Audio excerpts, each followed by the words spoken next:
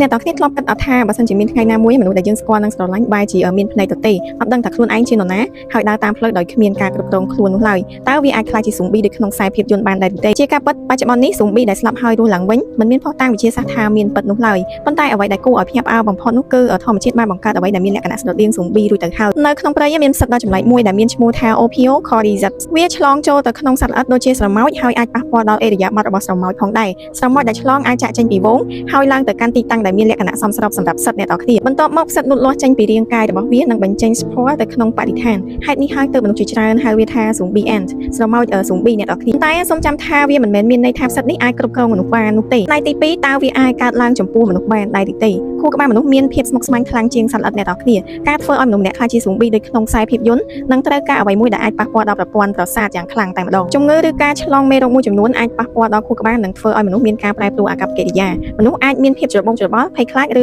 មានអាកប្បកិរិយាមិនធម្មតាទេប៉ុន្តែនេះមិនមែនជាការខ្លាចជា zombie នោះឡើយមនុស្សនៅតែជាមនុស្សហើយមិនអាចរស់ឡើងវិញបន្ទាប់ពីស្លាប់បាននោះទេអ្នកទាំងគ្នាមានដឹងអត់ហេតុអីបានជា zombie ពិតប្រាកដពិបាកនឹងកើតមាននៅក្នុងជីវិតប្រចាំថ្ងៃសាកសម័យមើលថាមនុស្សម្នាក់ស្លាប់ហើយបេះដូងឈប់ដំណើរការខួរក្បាលឈប់ទទួលអុកស៊ីសែនកោសិកាចាប់ផ្ដើមខូចខាតបន្ទាប់ពីពេលមួយការខូចខាតនឹងកាន់តែធ្ងន់ធ្ងរដូច្នេះប្រសិនបើសាកសពមួយរស់ឡើងវិញដោយខ្លួនឯងដូចក្នុងខ្សែភាពយន្តនោះវានឹងប្រឆាំងនឹងអ្វីដែលយើងដឹងអំពីជីវវិទ្យាហើយមានបញ្ហាមួយទៀតបើសិនជាខួរក្បាលមិនដំណើរការមនុស្សមិនអាចដើរគិតស្វែងរកអាហារឬប្រមាញ់មនុស្សផ្សេងទៀតបាននោះទេនេះហើយជាមូលហេតុដែល zombie បែបសាកសពរស់ឡើងវិញគឺជារឿងប្រឌិតប៉ុន្តែ zombie ដែលមិនស្លាប់អាចស្រដៀងជាងនេះអ្នកនរគ្នាមានភាពខុសគ្នារវាង zombie ស្លាប់ហើយរស់ឡើងវិញនិងមនុស្សរស់ដែលត្រូវបានប៉ះពាល់ខួរក្បាលយ៉ាងខ្លាំងហេតុផលទី2នេះគឺជារឿងដែលវិទ្យាសាស្ត្រអាចសិក្សាបានណាអ្នកនរគ្នាតាមទ្រឹស្ដីប្រសិនបើអនាគតមានមេរោគឬប៉ារ៉ាស៊ីតមួយដែលអាចប៉ះពាល់ដល់ខួរក្បាលនឹងធ្វើឲ្យអាកប្បកិរិយារបស់មនុស្សប្រែប្រួលយ៉ាងខ្លាំងវាអាចធ្វើឲ្យមនុស្សមើលទៅស្រដៀងនឹង zombie ប៉ុន្តែវានៅតែជាមនុស្សដែលកំពុងរស់មិនមែនសាកសពរស់ឡើងវិញនោះឡើយតើ zombie អាចកើតឡើងនៅពេលអនាគតអត់ចម្លើយនោះគឺយើងមិនអាចនិយាយថា 100% មិនអាចកើតឡើងបាននោះទេវិទ្យាសាស្ត្រមិនអាចទស្សន៍ទាយរាល់ជំងឺថ្មីៗដែលនឹងកើតឡើងនៅពេលអនាគតបានឡើយអ្នកនរគ្នាប៉ុន្តែ